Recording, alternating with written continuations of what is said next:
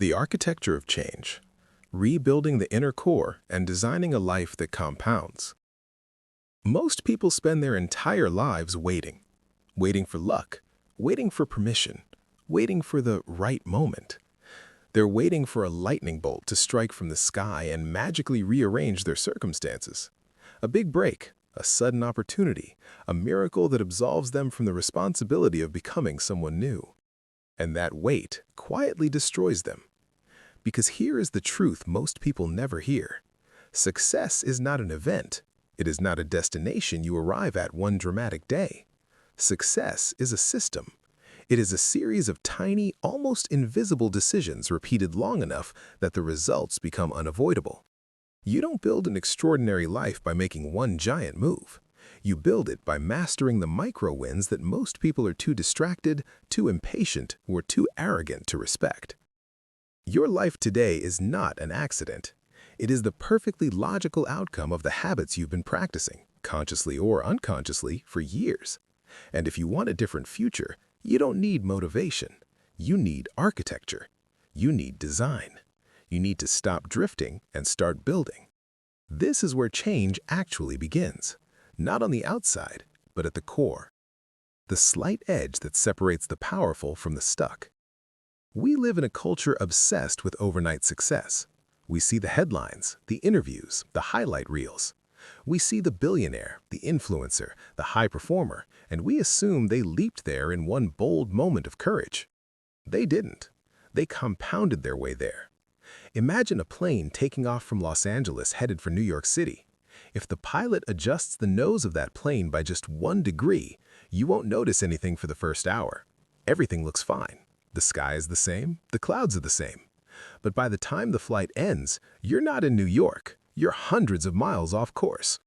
Your daily habits work the same way. Small decisions, small disciplines, small lapses. Repeated daily, they quietly determine where you will land. Not next week, not next month, 5 years from now. Character compounds. Discipline compounds. Neglect compounds too. And whether you like it or not, you are compounding something right now. Feeding the mind that builds the future. Reading is not a hobby, it is a strategic advantage. In the information age, ignorance is not a limitation, it is a choice. Every day, you are either feeding your mind tools that make you more capable, more adaptable, more valuable, or you are feeding it noise that makes you passive and reactive. Most people read to finish a book. Winners read to change how they think. When you approach reading with intention, you are not consuming words, you are collecting weapons. New distinctions, new frameworks, new ways to interpret problems and opportunities. One idea, applied correctly, can change the trajectory of an entire career. 15 minutes a day doesn't sound heroic. That's why it works. 15 minutes a day turns into 1 book a month, 12 books a year, 60 books in 5 years. Show me someone who has read 60 meaningful books in their field, and I'll show you someone who operates on a completely different level than their peers. Not because they are smarter, but because they stayed consistent while others stayed entertained. Turning thoughts into contracts. Your mind is powerful, but it is unreliable. It is excellent at processing ideas, solving problems, and imagining possibilities. It is terrible at storing them. When your goals live only in your head, they remain vague, emotional, and negotiable. When you write them down, they become real. Writing creates commitment. Journaling is not therapy, it is strategy. It is the act of stepping outside your emotions and looking at your life like an architect studies blueprints. What worked today? What didn't? What patterns are repeating? Where did I act with discipline and where did I make excuses? When you write, you clarify. When you clarify, you gain control. And something powerful happens when you look back at old journals. You see progress you forgot you made. You see lessons you survived. You build confidence not from hype, but from evidence. Confidence rooted in proof is unshakable. Giving your life a direction instead of a wish. A ship without a runner is not adventurous, it is doomed. Most people don't lack potential, they lack direction. They drift wherever their boss points them, wherever the economy pushes them, wherever fear quietly steers them. Goals are not about pressure, they are about precision. I want to be successful is not a goal, it is a fantasy. I will earn a specific amount by a specific date by delivering specific value is a mission. Clarity creates power. When your goals are clear, your decisions become simpler. You stop asking, what do I feel like doing, and start asking, does this move me closer or farther from what I decided I want? Reverse engineer your future. Break the dream down into quarters, months, weeks, and days. The future is built on Tuesdays, not New Year's Eve. Building a body that can carry the mission. You cannot build a high-performance life inside a low-performance body. Your body is not an accessory. It is the vehicle that carries your ambition, your focus, and your emotional stability. When your energy is low, discipline feels impossible. When your body is strong, discipline becomes natural. Exercise is not about looking good. It is about becoming someone who does hard things on command. When you train your body, you train your nervous system to tolerate discomfort. That skill transfers directly into business, leadership, and life. The same muscle that pushes you through the last mile pushes you through the hard conversation, the extra call, the uncomfortable decision. You don't need intensity. You need consistency. 20 minutes a day beats heroic efforts followed by weeks of nothing. Win the morning and you win the day. Win enough days and you win the decade. The ecosystem that either elevates or suffocates you. If you want to know where you'll be in 5 years, look at 2 things: the people you spend time with and the standards you tolerate. You are not just influenced by your environment, you are programmed by it. Human beings calibrate unconsciously. We adopt the language, beliefs, and expectations of those around us. If excellence is normal in your circle, you rise. If mediocrity is normal, you decay. This is not arrogance, it is physics. If you are always the smartest person in the room, you're in the wrong room. Growth requires friction, discomfort, exposure to people whose normal is higher than yours. Upgrade your circle, and your standards upgrade automatically. Gratitude as a strategic advantage.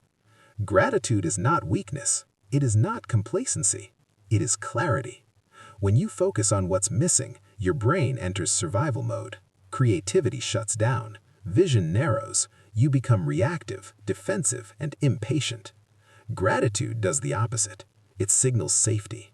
It broadens perception. It allows you to see opportunities instead of threats. People who are grateful make better decisions. They negotiate better. They lead better. They attract better relationships, not because the universe is mystical, but because their emotional state makes them more perceptive and grounded. Start the day grounded, and you don't spend the rest of it chasing validation. The power of the silent pause. Being busy is not impressive. Being effective is. Burnout is not a badge of honor. It is a warning sign. A dull mind working longer hours does less than a sharp mind working fewer. Rest is not quitting. It is maintenance. True rest is not scrolling. It is silence. It is space. It is letting your subconscious solve problems your conscious mind is too tense to handle. The best ideas don't arrive when you're forcing them. They arrive when you create room for them. Sharpen the axe, then swing. Listening as a competitive advantage.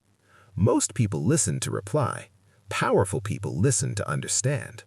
When you truly listen, you uncover hidden needs, unspoken fears, and real motivations. That skill builds trust faster than persuasion ever will. Attention is the rarest currency in the modern world. Give it fully, and you stand out instantly. People don't follow those who talk the most. They follow those who make them feel seen. Trusting the silent phase. We live in a culture addicted to speed. We want results before roots. But growth is invisible before it is undeniable. Like bamboo, most of the work happens underground. No applause, no validation, just patience and consistency. If you quit because results are slow, you are never committed. You are entertained by the idea of success. Those who win are the ones who stay when it's quiet. Curating the environment that shapes destiny. Your environment is stronger than your willpower. If your surroundings make discipline harder, you will eventually lose. If your environment supports growth, progress becomes natural. Audit your life. Who drains you? Who challenges you? Who normalizes excuses? Who expects excellence? You cannot fly with eagles if you keep scratching with turkeys. This is not cruelty, it is stewardship of your future. The ultimate multiplier, contribution. A full life cannot be built with a closed fist. Giving is not charity, it is leverage. When you share what you know, who you are becomes bigger. When you help others win, you become the kind of person opportunities seek. The deepest fulfillment does not come from accumulation, it comes from impact. Success without contribution feels empty because it was never the point. The closing truth. Your future is not a mystery, it is math. Your habits multiplied by time equal your destination. You don't need a miracle. External mastery and the momentum that carries you forward. If you want to know exactly where you will be 5 years from now, you don't need a crystal ball. You don't need astrology. You don't need to manifest anything. You only need to look at 2 things: the people you spend time with and the energy you give away every single day. Human beings are ecosystems. We absorb beliefs, standards, language, and expectations from our surroundings, whether we realize it or not. Success does not happen in isolation, and failure rarely happens alone either. You are constantly being shaped, refined, or eroded by the environment you tolerate. That is why one of the most uncomfortable truths in personal development is this: if you are the smartest person in the room, you are in the wrong room. Growth demands friction, expansion requires exposure, and comfort, while seductive, is one of the most dangerous places you can choose to live. To upgrade your results, you must upgrade your ecosystem, and it starts with something most people completely misunderstand: gratitude. In the modern Western world, we are taught to hustle relentlessly. We are taught to grind now and enjoy life later. We wear exhaustion like a badge of honor and complain about stress as if it proves our importance. Somewhere along the way, we confused busyness with progress and sacrifice with virtue. But here's the paradox. If you are not grateful for what you already have, you will never be satisfied with what you get next. Gratitude is not complacency, it is calibration. When you constantly focus on what is missing, your nervous system stays locked in survival mode. In survival mode, the brain is not creative, it is not strategic, it is reactive, defensive, and narrow. You don't see opportunities when you are busy protecting yourself from imagined threats. Scarcity thinking shrinks your world. Gratitude does the opposite. It signals safety to the brain. It widens perception. It creates emotional stability, and emotional stability is one of the most underrated competitive advantages in life. Grateful people negotiate better, they lead better, they communicate better. They make cleaner decisions because they are not emotionally desperate for outcomes. They don't chase validation. They don't operate from resentment. They move with quiet confidence. When you begin your day by intentionally recognizing what is already working, something subtle but powerful happens. Your energy changes, your posture changes, your tone changes, and the world responds differently to you because you are no longer showing up as someone who needs something, but as someone who is grounded. Gratitude is not spiritual fluff, it is tactical.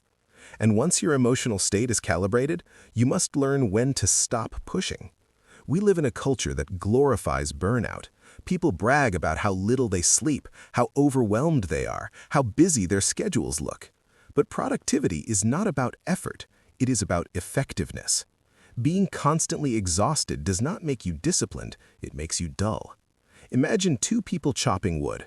One swings for 8 hours with a dull axe, the other spends an hour sharpening the blade and then chops for 3. The second person produces more with less effort, less strain, and more precision. Rest is not laziness, it is maintenance. True rest is not numbing yourself in front of a screen, that is distraction. Real rest is intentional disengagement, silence, nature, stillness, space. It is giving your subconscious mind the room it needs to connect dots your conscious mind is too stressed to see. Some of the best ideas you will ever have will not come when you are forcing solutions. They will come when you finally stop trying to control everything and allow clarity to surface. Momentum requires rhythm. Push and pause. focus, and release. Those who never rest eventually lose perspective, and without perspective, effort becomes waste. As your energy stabilizes, your ability to connect with others becomes the next force multiplier. Communication is often labeled a soft skill, but it produces some of the hardest results you will ever experience. Deals are closed through communication. Relationships are sustained through communication. Leadership lives and dies through communication. Yet most people do not listen. They wait. They wait for their turn to talk. They load their response while the other person is still speaking. They are not present. They are preparing ammunition. Deep listening is disarming. When you listen without interrupting, without correcting, without trying to impress, people reveal the truth. They reveal what they want, what they fear, what they value. Empathy is not weakness, it is leverage. When people feel understood, they trust. When they trust, they open. When they open, real influence begins. The ability to make someone feel seen is one of the rarest and most valuable skills in the modern world. Attention is the most expensive gift you can give because it is the one thing you can never get back. And in a world drowning in distraction, those who offer presence stand out immediately. People do not follow those who speak the loudest, they follow those who listen the deepest. As you refine how you interact with others, patience becomes the next test. We live in a microwave culture. We want everything fast, easy, and immediate. Results in 30 seconds or less. If progress is not visible quickly, we assume something is wrong. But success does not work on your timeline. It works on its own. Nature has never rushed, and yet it accomplishes everything. Consider the bamboo. For years, nothing appears to be happening. Underground, however, a massive root system is being built. Strength is being formed in silence. Stability is being established where no one can see it. Then suddenly, in a short period of time, the bamboo explodes upward. From the outside, it looks like overnight success, but it wasn't overnight. It was inevitable. Most people quit during the silent phase. They abandon the process because validation is delayed. They mistake invisibility for failure. They confuse passivity with patience. Patience is not waiting. It is working without applause. If you can stay consistent when no one is clapping, when no results are visible, when doubts creep in quietly at night, you are building something most people never will. Momentum favors those who stay. And staying requires courage when the environment is wrong. You cannot grow beyond the standards of the environment you tolerate. That is why your circle of influence is one of the most powerful forces shaping your destiny. Some people drain you. They normalize excuses. They mock ambition. They find comfort in complaining and safety in sameness. Their presence slowly lowers your standards without you realizing it. Other people challenge you. They expect excellence. They speak in solutions. They make discipline feel normal instead of extreme. You become like the people you spend time with, not because you choose to, but because humans adapt. Audit your circle honestly. Who leaves you energized after a conversation? Who leaves you tired? Who expands your thinking? Who reinforces your fears? This is the hardest habit to change because it requires emotional surgery. It requires distance. It requires saying no. It requires letting go of familiarity in exchange for growth. But if you want a different life, you must be willing to have different conversations. Seek mentors who are a few steps ahead of you, not perfect, not unreachable, just ahead. Their habits will recalibrate your sense of what is normal. Their expectations will raise your performance without them ever demanding it. Standards are contagious. And as you grow, the final shift happens quietly but profoundly. You stop asking, "What can I get?" and you start asking, "What can I give?" Giving is not the end of success, it is the multiplier. You cannot live a full life with a closed fist. When you hoard knowledge, time, and resources, you shrink. When you share them, you expand. Contribution changes how you see yourself. You are no longer just a consumer of opportunity. You become a creator of value, and value attracts opportunity naturally. The most fulfilled people are not the ones who accumulated the most. They are the ones who mattered to the most. Success without contribution feels empty because it was never the destination. Impact was. When you help others win, something remarkable happens. Your problems shrink. Your perspective widens, your sense of purpose deepens, and opportunities begin to find you because you are no longer operating from scarcity. You are operating from service. And here's the final truth. Your future is not a mystery, it is math. Your habits, multiplied by time, determine your destination. Your environment accelerates or slows that equation. You don't need a miracle, you need a schedule. You don't need more motivation, you need better standards. Choose one habit, just one. Change it today, not tomorrow, not next week. Small things done consistently create unstoppable momentum. And if you stay long enough, if you listen deeply enough, if you give generously enough, your life will stop being a story of what if and become proof of I did. Your time starts now.